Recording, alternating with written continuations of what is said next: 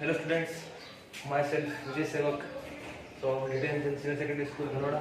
ठीक है, लास्ट के जो अपने वीडियो थे उसमें अपन ने डिस्कस की थी डाइजेशन के बारे में। डाइजेशन के सारे कंसेप्ट देखे थे अपन ने, बिल्कुल टॉप से लेकर बॉटम तक अप्रोच थी।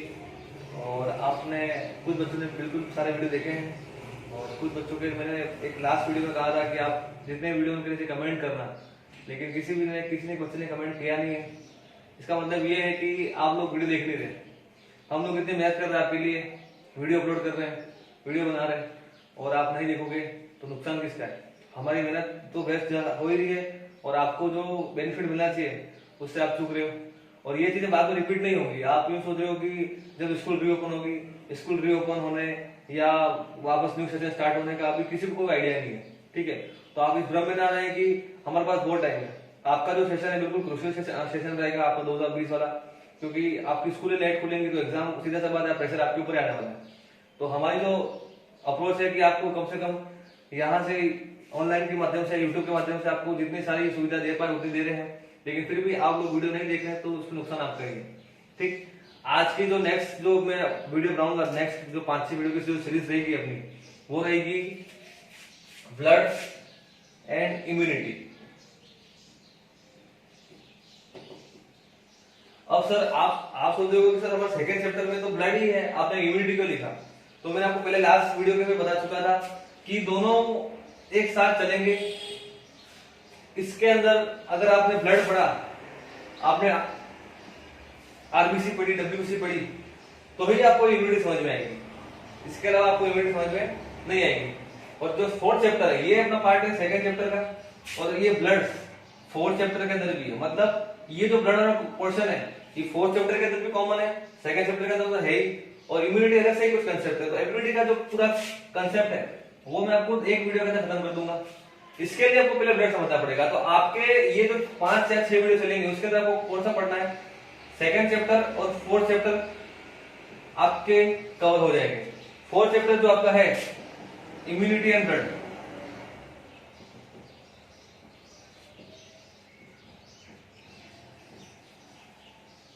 वो आपका इन 5-6 वीडियो की सीरीज में अच्छे से मैं करा दूंगा। ठीक है, कंडीशन यही है कि स्टार्ट से लेकर एंड तक वीडियो देखेंगे तो आपको भी कॉन्फिडेंस आएगा कि नहीं मुझे समझ में आ रहा है।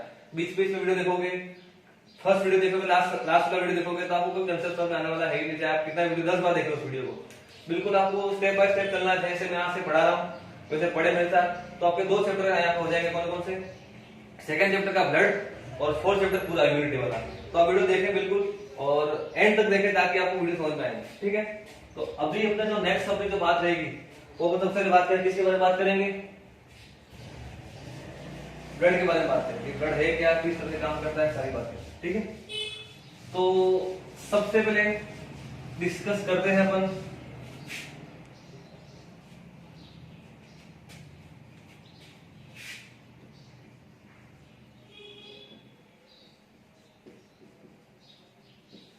Circulation system. अब ये सर्कुलेशन सिस्टम क्या है समझते हैं। तो हमारे बॉडी के अंदर सर्कुलेशन सिस्टम क्या है, इसके अंदर कौन कौन से ऑर्गन काम करते हैं, कौन कौन सिस्टम काम करते हैं वो देखते हैं। मैंने आपको जो भी जितने सिस्टम पढ़ा रहा हूं मैं आपको, मेरी अप्रोच क्या रहेगी 0 से लेकर इन्फिनिटी तक, ये अपनी अप्रोच रहने वाली है। तो आप बिल्कुल यहां से स्टार्ट करेंगे अपन और यहां तक जाएंगे। आपको तो पहले से कोई नॉलेज है, पढ़ा हुआ है तो अच्छी बात है, नहीं पढ़ा हुआ तो मुझे देखें और एंड तक आपको चीज समझ में आ जाएगी। सर्कुलेशन सिस्टम क्या है समझते हैं कि ये हमारी बॉडी है। इस बॉडी के अंदर हम बहुत सारी चीजें लेते हैं बाहर से। ठीक है, हमने फूड लिया, हमने दवाइयां ली, हमने पानी लिया, हमने मिनरल्स लिया, हमने कार्बोहाइड्रेट की जितनी चीजें थी। ठीक है, उन सब चीजों को बॉडी के अंदर लेना, इंटेक्ट करना, और फिर यहां से इंटेक्ट होने के बाद इनको बॉडी के डिफरेंट पार्ट्स में, बॉडी के पार्ट्स में क्या करना, डिस्ट्रीब्यूट। फिर से बोल रहा हूं कि हमने कोई भी चीज ली फ्रॉम आउटसाइड बॉडी में, कोई भी चीज इंटेक्ट की है, उसको बॉडी के डिफरेंट पार्ट्स में क्या करना, डिस्ट्रीब्यूट करना। और जो डिस्ट्रीब्यूट करने का जो काम करता है उस सिस्टम को हम क्या बोलते हैं, सर्कुलेटरी सिस्टम। बात समझ में आई?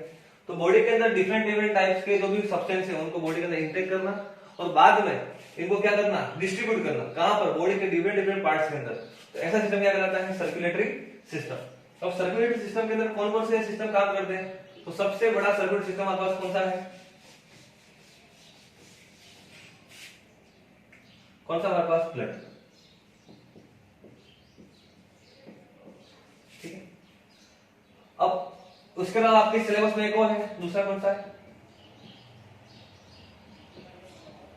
Lymph system. कौन सा सिस्टम, लिम्फ। एक तो हमको पढ़ना है ब्लड, दूसरा अपना पढ़ना है लिम्फ। लिम्फ बिल्कुल एंड में देखेंगे, वीडियो के एंड में जब अपना पूरा सेटअप खत्म हो जाएगा ब्लड, उसके बाद देखेंगे लिम्फ सिस्टम क्या होता है। पहले डिस्कस करेंगे ब्लड के बारे में। तो जो सर्कुलर सिस्टम है, सर्कुलेटरी सिस्टम दो टाइप का होता है। जो सर्कुलेटरी सिस्टम है ये होता है टू पार्ट्स का। पहला होता है ओपन और दूसरा होता है क्लोज। बात समझ में? पहला जो सिस्टम है हमारे पास सर्कुलेटरी, वो कौन सा है, ओपन सिस्टम। और दूसरा सिस्टम कौन सा है, क्लोज। अब ओपन सर्कुलेटरी सिस्टम क्या है समझते हैं। फॉर एग्जांपल कि ये ब्लड है, इसको कहां जाना है, टिश्यू। ब्लड को कहां पहुंचाना है, टिश्यू तक पहुंचाना, सेल्स तक पहुंचाना है। तो अगर ये ब्लड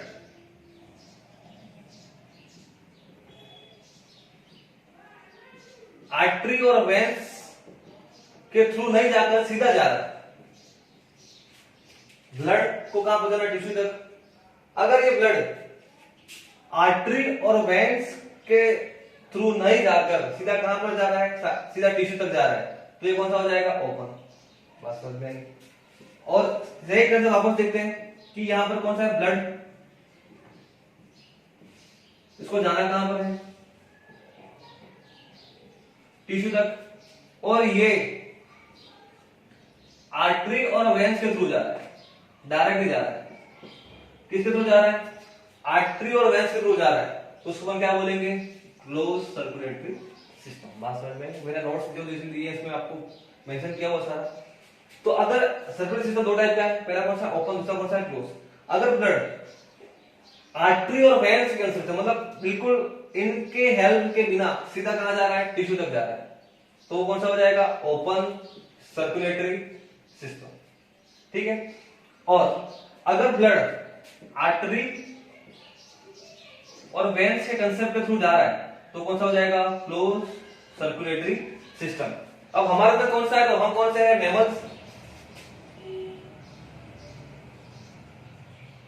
हम स्तनधारी हैं, मैमल्स हैं। मैमल्स हैं, जितने भी एम्फीबियन हैं, जितने भी मैमल्स हैं, एम्फीबियन है, उनके अंदर कौन सा होता है, उनके अंदर कौन सा होता है, क्लोज। हमारे अंदर ह्यूमंस के अंदर। और जितने भी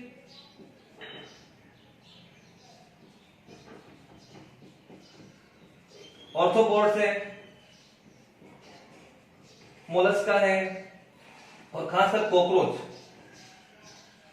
इन सब के अंदर कौन सा होता है, ओपन सर्कुलेटरी सिस्टम। हम कौन से हैं, मैमल से, तो हमको कौन सा पढ़ना पड़ेगा, क्लोज सर्कुलेटरी सिस्टम। बात समझ में आई? अब एक और चीज यहां पर कि सर्कुलेटरी सिस्टम को डिस्कवर किसने किया था, तो किसने किया था, एक very important question, William Harvey. तो फादर ऑफ सर्कुलेटरी सिस्टम कौन कहलाएगा, विलियम हार्वे, जिन्होंने क्या किया था, सबसे पहले सर्कुलेटरी सिस्टम को क्या किया था, उन्होंने डिस्कवर किया था। सर्कुलेटरी सिस्टम का बताया था, इस चीज को क्या कहते हैं अपन, फादर ऑफ सर्कुलेटरी सिस्टम। बात समझ में आई? तो सर्कुलेटरी सिस्टम दो टाइप का होता है, ओपन और क्लोज। ओपन के अंदर क्या होगा, सीधा जाएगा टिश्यू में, आर्टरी का कंसेप्ट नहीं आएगा। और क्लोज के अंदर क्या होगा, आर्टरी के थ्रू जाएगा, सीधा नहीं जाएगा। ठीक है, मैंने एग्जाम्पल बता दिया हमारे अंदर कौन सा होता है, क्लोज। और कॉकरोच, ऑर्थोपोड, बर्ड्स का कौन सा होता है, क्लोज। इतनी बात आपको समझ में आएगी। हम अपन आगे देखते हैं कि ब्लड सर्कुलेटरी सिस्टम क्या होता है, उसके अंदर हम कौन से और बनाते हैं। बात समझ में आ रही है? तो हमको क्या देखना है इसके अंदर,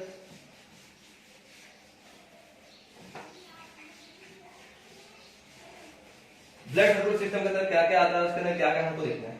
ठीक है, अब हम देखते हैं आगे।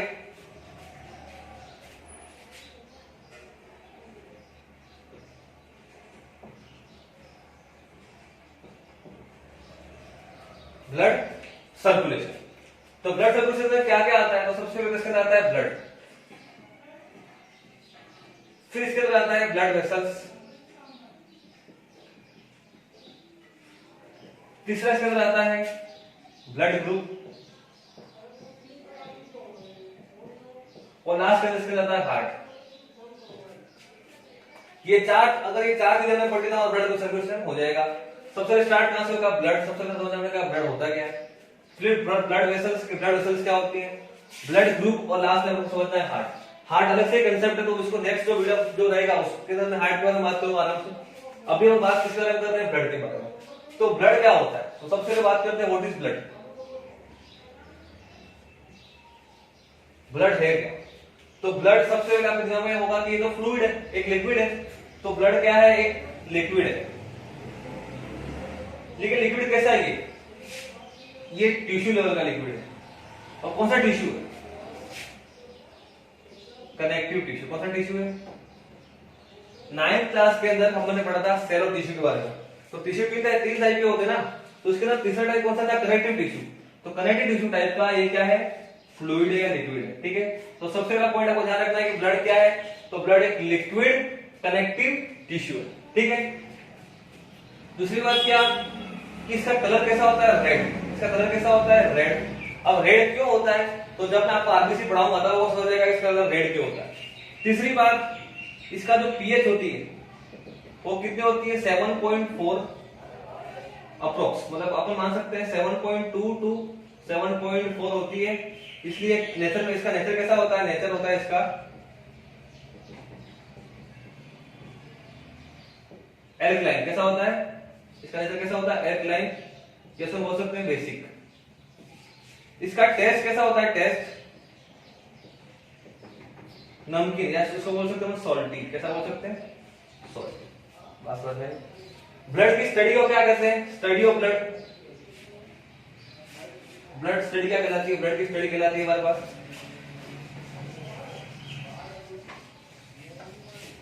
Study of blood.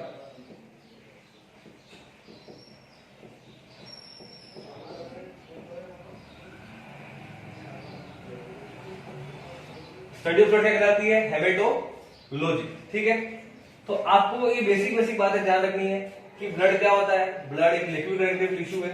इसका कलर कैसा होता है? रेड। इसकी पीएच कितनी होती है? 7.2 टू 7.4।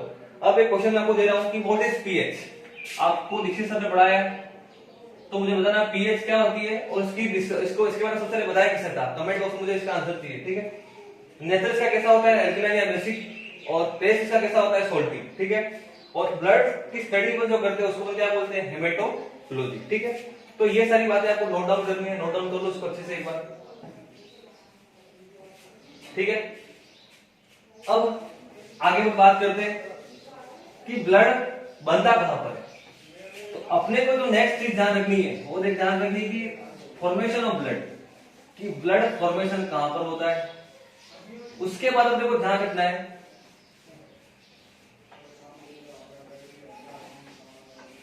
ब्लड सर्कुलेशन कहां पर होता है और ब्लड का प्यूरिफिकेशन कहां पर होता है।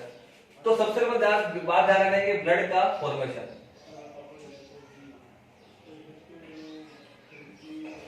ब्लड बनता कहां पर है? तो ब्लड बनता है 3 स्टेज में। सबसे पहले बनता है एम्ब्रियो स्टेज। ठीक है, फिर है किड्स, बच्चों के अंदर, और तीसरा है युवावस्था या टीनेजर्स के अंदर या एडल्ट्स के अंदर। ठीक है, तो एम्ब्रियो स्टेज के अंदर ब्लड के फॉर्मेशन कहां पर होता है? तो हमारा जो एम्ब्रियो है, हमारा जो भ्रूण है, हमारा जो जब हम मदर के गर्भ के अंदर होते हैं, वॉर्म के अंदर होते हैं, तो हमारा जो डेवलपमेंट है वो 3 स्टेज के अंदर होता है। एम्ब्रियो की कितनी स्टेज होती है? एम्ब्रियो डेवलपमेंट की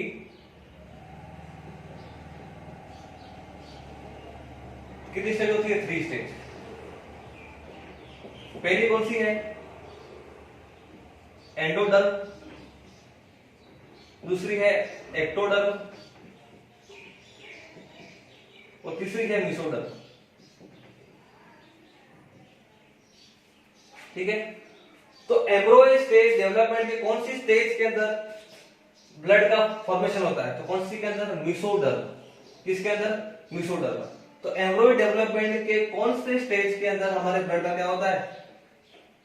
डेवलपमेंट होता है, फॉर्मेशन होता है। किसके अंदर होता है? मेसोडर्म पार्ट के अंदर। बात समझ गई? तो एम्ब्रियो डेवलपमेंट के कौन से पार्ट के अंदर?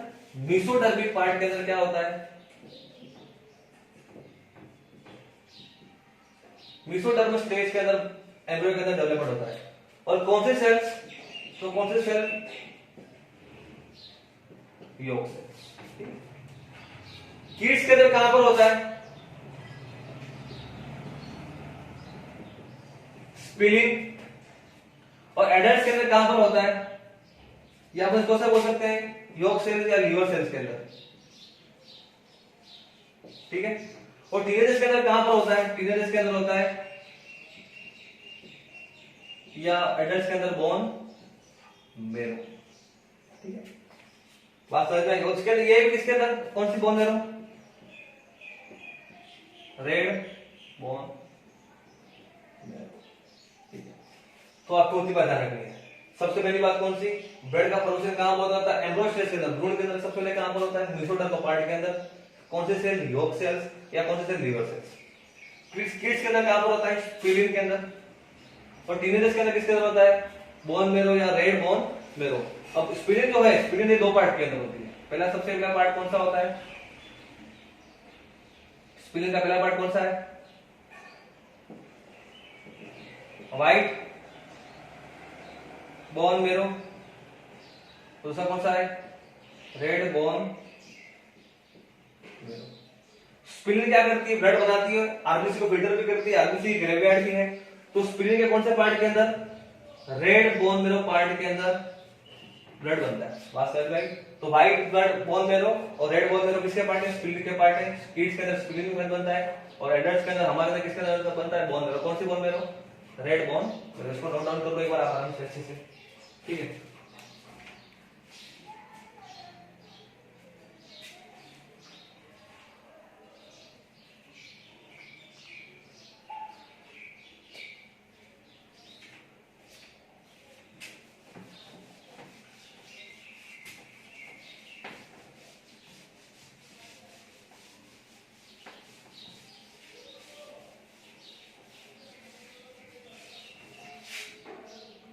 अब नेक्स्ट फॉर्मेशन हो गया। अब हम देखेंगे प्यूरिफिकेशन।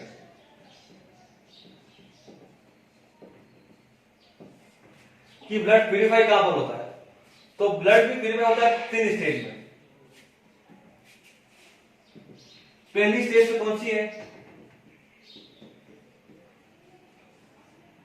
किडनी। दूसरी है लंग्स और तीसरा है स्प्लीन।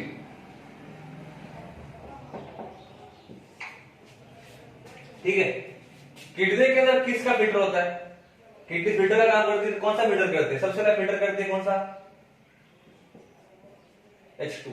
H2 का मतलब क्या है? वाटर। फिर ब्लड के अंदर जितने भी सॉल्ट है, जितने भी क्या है मिनरल्स है, उसके बाद ब्लड की जितनी पीएच है, इन सबको फिल्टर कौन करता है? किडनी। इसलिए किडनी को हम क्या बोलते हैं? किडनी को हम बोलते हैं ऑस्मोसिस रेगुलेटरी ऑर्गन। किडनी को कौन सा ऑर्गन बोलते हैं? Osmosis regulatory organ. अब ये ऑस्मोसिस चीज क्या है? ऑस्मोसिस क्या होता है सर? ऑस्मोसिस का मतलब क्या होता है समझते हैं। कि फॉर एग्जांपल ये ब्लड है, इस ब्लड के अंदर कितना पानी आया, कितना पानी गया, कितने सॉल्ट के पार्टिकल्स आए, कितने सॉल्ट के पार्टिकल्स गए, कितना पीएच बढ़ा, कितना पीएच कम हुआ, कितने मिनरल्स आए, कितने मिनरल्स गए। तो ये सारी प्रोसेस किसके अंदर होती है? ब्लड के अंदर। तो ये सारे किस फॉर्म में? लिक्विड फॉर्म में होते हैं। तो जितने भी लिक्विड फॉर्म के सब्सटेंस ब्लड के अंदर आते हैं जाते हैं, इनका ब्लड का जो कंसंट्रेशन है वो बढ़ता है कम होता है। किन की वजह से?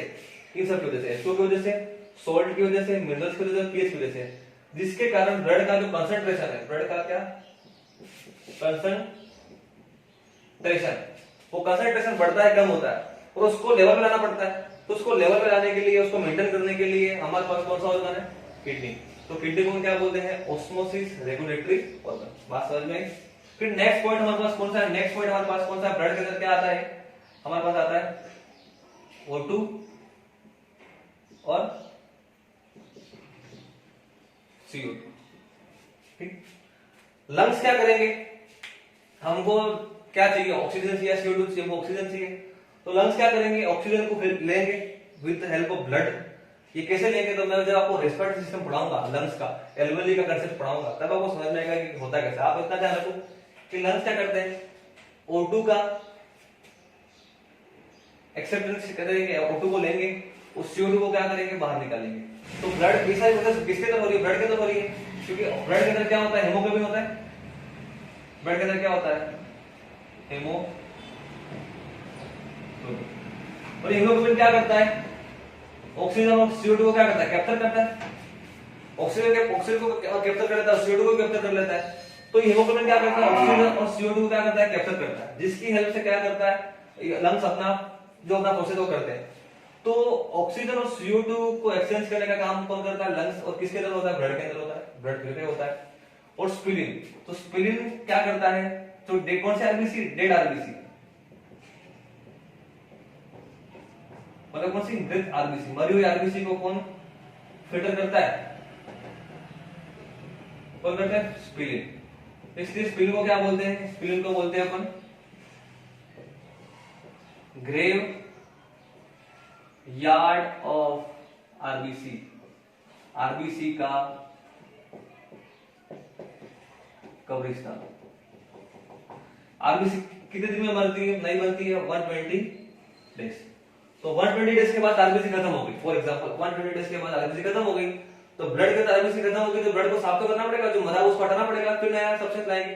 तो उसको हटाने का काम कौन करता है, उसको हटाने का काम कौन करता है, स्प्लीन। इसलिए आरबीसी कहां जाके मरती है, स्प्लीन के अंदर जाके मरती है, इसलिए इसको क्या बोलते हैं, आरबीसी का कब्रिस्तान, ग्रेवयार्ड ऑफ आरबीसी। बात समझ में, ठीक है। तो आपको इतनी बात समझ में आएगी कि ब्लड के अंदर अगर वाटर है, सॉल्ट है, मिनरल है, पीएच है, उनको फिल्टर कौन करेगा, किडनी। ब्लड के अंदर ऑक्सीजन CO2 को फिल्टर कौन करता है, लंग्स।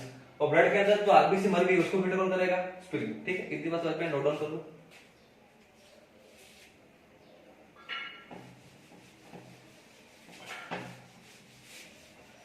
अपन बात करेंगे नेक्स्ट जो पॉइंट है हमारे पास कौन सा है, ब्लड का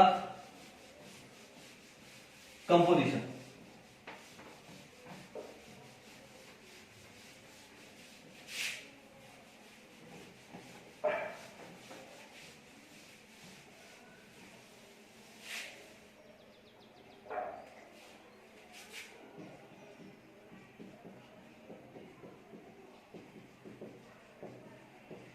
कंपोजिशन ऑफ ब्लड। तो ब्लड जो कंपोजिशन वो दो पार्ट में है। पहला है ब्लड प्लाज्मा। पहला कौन सा है, ब्लड प्लाज्मा। और दूसरा कौन सा है, ब्लड कॉर्पोसल्स। पहला कौन सा, ब्लड प्लाज्मा, दूसरा कौन सा, ब्लड कॉर्पोसल्स। अब ब्लड प्लाज्मा दो पार्ट का होता है, पहला होता है ऑर्गेनिक, दूसरा कौन सा होता है, इनऑर्गेनिक। एक एक करके सारी चीजें समझाऊंगा, लेकिन समझ लो कि ब्लड के अंदर ब्लड होता क्या है। पहला कौन सा ऑर्गेनिक, दूसरा कौन सा होता है, इनऑर्गेनिक। ऑर्गेनिक के अंदर कौन कौन आएगा, तो विटामिन, फैट, कार्बोहाइड्रेट, उसके बाद प्रोटीन, ये सब किसके अंदर आएंगे, ऑर्गेनिक पार्ट के अंदर। इनऑर्गेनिक के अंदर कौन आएगा, वाटर और मिनरल। फॉर एग्जांपल ब्लड कितना परसेंट है, ब्लड 100% है। तो इस 100% का 55% कौन होगा, ब्लड प्लाज्मा होगा।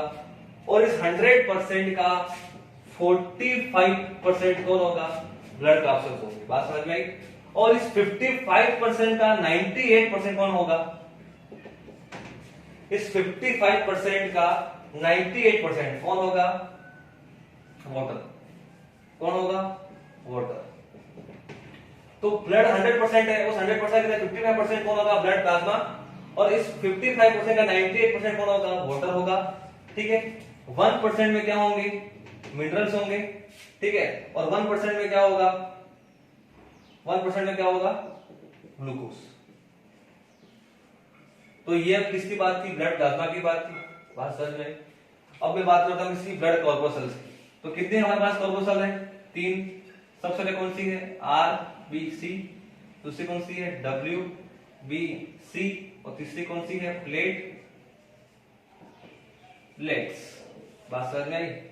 ठीक है, आरबीसी का नाम क्या है? Red blood corpuscles. अब इनको कॉर्पोसल्स क्यों कहते हैं वो मैं बताऊंगा अभी। डब्ल्यूबीसी इनको बोलते हैं व्हाइट ब्लड सेल्स। क्या बोलते हैं इनको? White blood cells. और प्लेटलेट्स ही है। बात समझ में आई? तो ब्लड का कंपोजिशन कितना हो गया? ये हो गया blood plasma, blood corpuscles.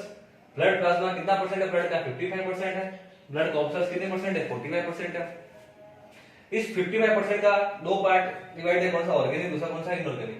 Organic के अंदर कौन कौन से हैं? Vitamin, fat, carbohydrate, protein. Inorganic के अंदर कौन है? वाटर। वाटर कितना परसेंट? 98% है। 1% मिनरल है, 1% ग्लूकोज। ग्लूकोज मतलब ये सारी एनर्जी फॉर्म। ब्लड कॉर्पोसल्स का कितने टाइप?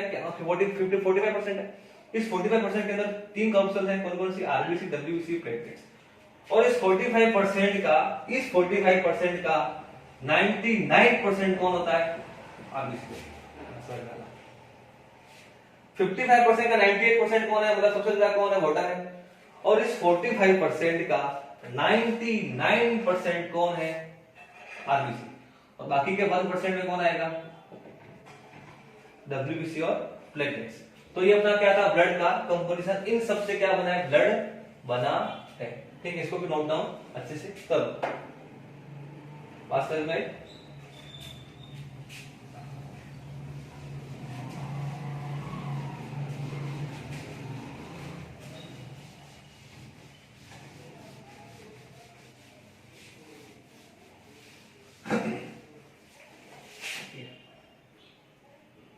अब मैं बात करता हूं, फॉर एग्जाम्पल ये होता क्या है?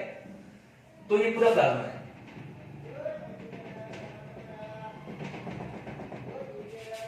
ये जो पूरा है वो क्या है? प्लाज्मा। इस प्लाज्मा के अंदर ये आरबीसी है, ये डब्ल्यूबीसी है,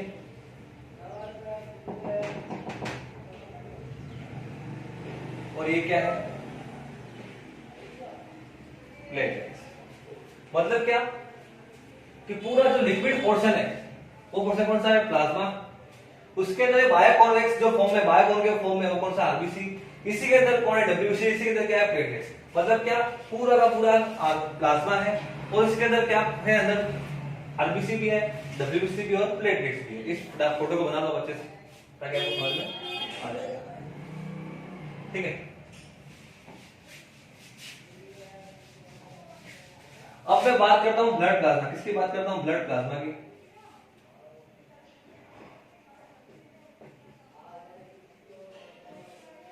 ब्लड प्लाज्मा क्या होता है?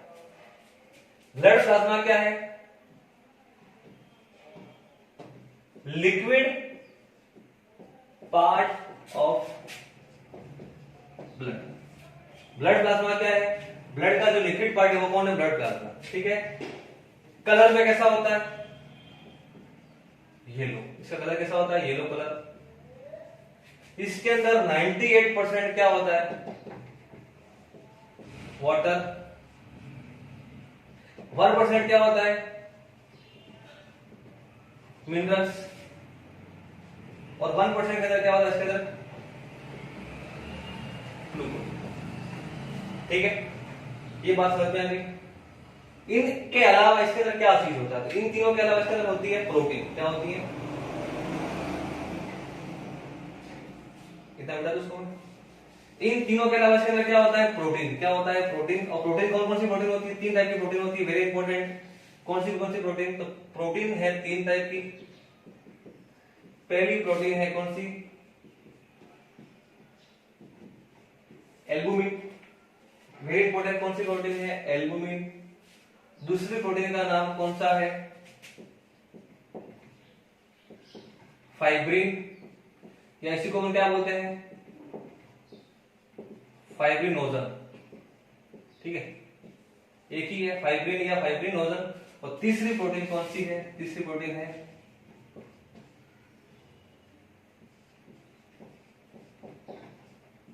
ग्लोबुलिन। कौन सी प्रोटीन है? ग्लोबुलिन। तो ये तीनों प्रोटीन का काम क्या है? तो सबसे पहले कौन सी प्रोटीन? एल्बुमिन। एल्बुमिन प्रोटीन क्या करेगी?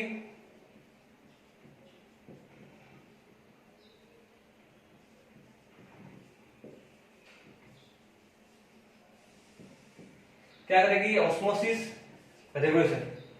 ऑस्मोसिस रेगुलेशन को समझ बता ही चुका हूं। वाटर, सॉल्ट, पीएच, इनको क्या करना? मेंटेन। इनके कॉन्सेंट्रेशन को क्या करना? मेंटेन करना। कौन करेगा? एल्बुमिन प्रोटीन करेगी। फाइब्रिन और फाइब्रोजन का काम क्या है? Clotting of blood. जो क्लोट होता है वो किसकी वजह से होता है? कौन सी प्रोटीन की वजह से? फाइब्रिन प्रोटीन के अंदर।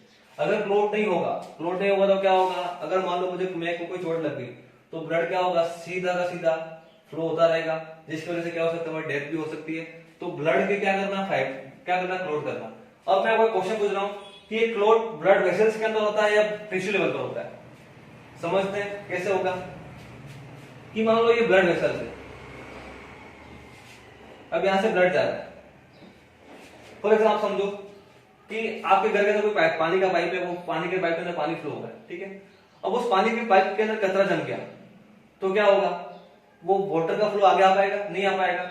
हो सकता है कि वो पानी का फ्लो ज्यादा है तो पाइप फट भी सकता है। सेम कंसेप्ट यहां पर है कि इसके अंदर अगर मान लो क्लोट सेट हो गया, ये क्लोट हो गया, तो ये ब्लड आगे जा नहीं पाएगा। तो यहां पर क्या आएगा? प्रेशर बनेगा। प्रेशर से क्या होगा कि ये आर्टरी वेन्स फट भी सकती है।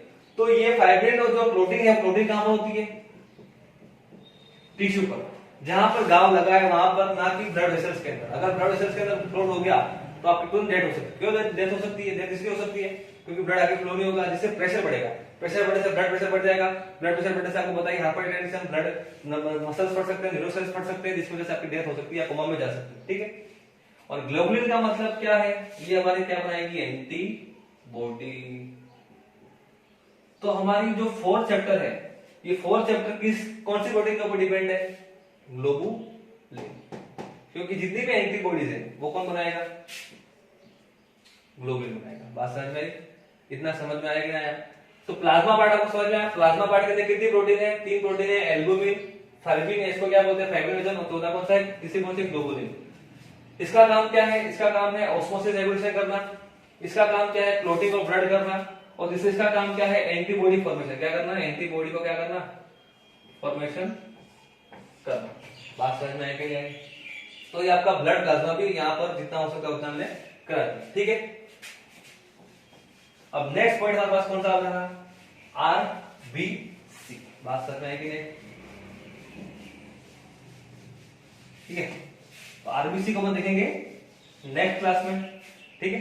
Thank you so much.